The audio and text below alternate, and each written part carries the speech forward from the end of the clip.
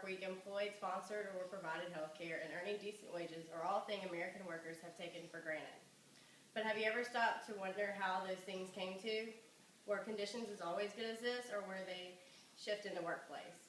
Are any of you naive to think that employees started providing benefits and wages that would allow families to provide themselves on your own? To answer the question for you, the majority of business owners know they do not provide these accommodations out of the goodness of their hearts. According to the AFL-CIO, starting in the mid-1860s, labor movement began in America and allowed labor unions to improve employee-employer relations through collective bargaining in order to provide better working conditions. Unions are continually frowned upon, even though they provide much-needed service to keep wages fair, provide benefits for their members, and provide favorable working conditions for members through collective bargaining tactics. Let's take a closer look.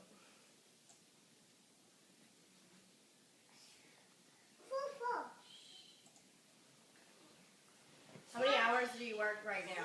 40, 60, maybe 80, more or less, right? If you work more than 40, if you're an hourly employee, do you receive premium pay?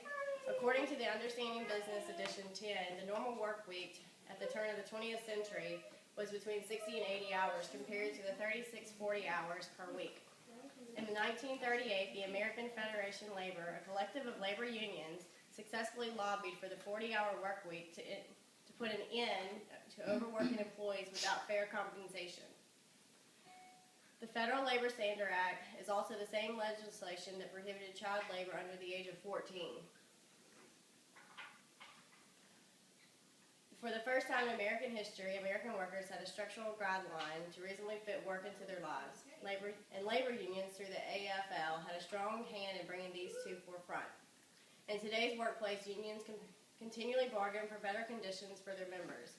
As an example, the IBEW, a union representing over 750,000 electricians through a collective bargaining, has contracted to provide all tools for their employees. To an outsider, this might seem like a moot point. But when you consider a basic power tool set costs an average of $500 and specialized tools cost as well as $10,000, it's a very significant point for an employee working for that contractor. Therefore, the union's bargaining power has not only prevented the employee from having to invest in its new employer, but quite the opposite. The union's bargaining power has caused the employer to invest in its employee. If a union can cause the employer to invest in tools for the employee, what other ways do you think they can help? In addition to improving work conditions through extensive training programs known as apprenticeships, craft unions have been able to justify premium wages for their members. According to the Economic Policy Institute, union workers can earn an average of 5% more than their non-union counterparts. That may seem like one-sided benefit, but the employer also benefits from skilled labor. Imagine budgeting X amount of money for a project for labor and materials, only having a double cost for both due to improper installation and the cost of having to purchase more materials to replace the original materials purchased. Through skilled labor, contractors can accurately bid jobs and curb unnecessary experiences and avoid costly delays. Employees benefit from skilled labor because they have learned the proper techniques to install materials and worth the wage to the contractor, and if the economy is thriving, the employee can expect to remain employed and be an asset rather than a liability. The end result is a mutual benefit for the contractor, the union, and the employee.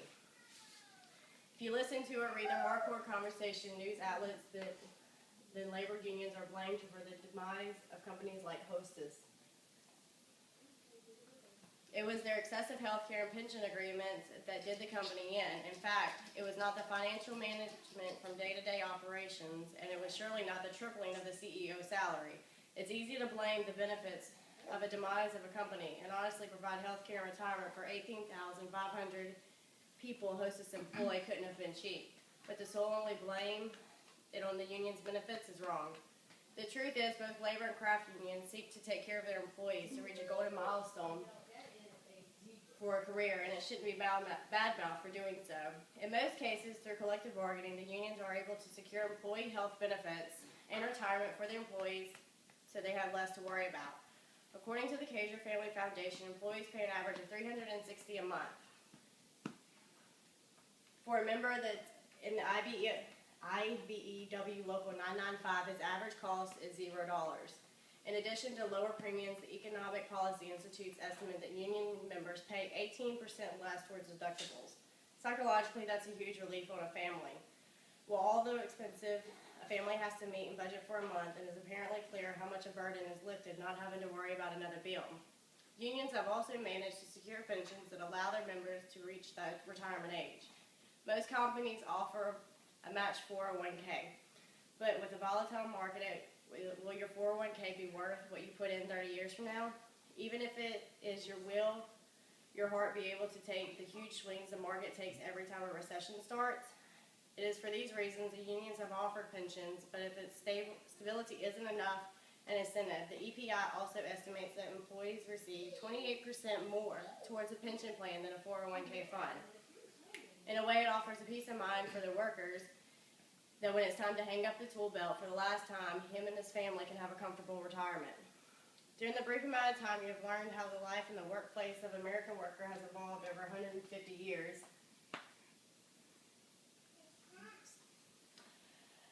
How unions have fought and secured right benefits and above average wages for their workers. Union had their place in America's past as the country went through growing pains of the Industrial Revolution, but now, more than ever, they are needed help to keep greedy business owners in check. In a day and age of corrupt businesses practice, scheming Wall Street swindlers, a weak economy, and rising cost of living, unions are on the front of fighting for the American workers' pockets and livelihood. Though collective bargaining, they may be able to come to agreements with companies to offer a wage and benefits package that is mutually beneficial to the company and worker, and also the worker with a safe and agreeable workplace. The roots of labor unions are deeply embedded in our country's history, but their presence have never been more needed. Think of it this way: if you are working for a company, would you rather your hard work fund an executive solely and figure out how you're going to pay for the health care fund, retirement, and buy things you need to do for your job? Or would you rather have an association that allows you to focus on your work and become a skilled worker while they take care of your other things that may become a distraction?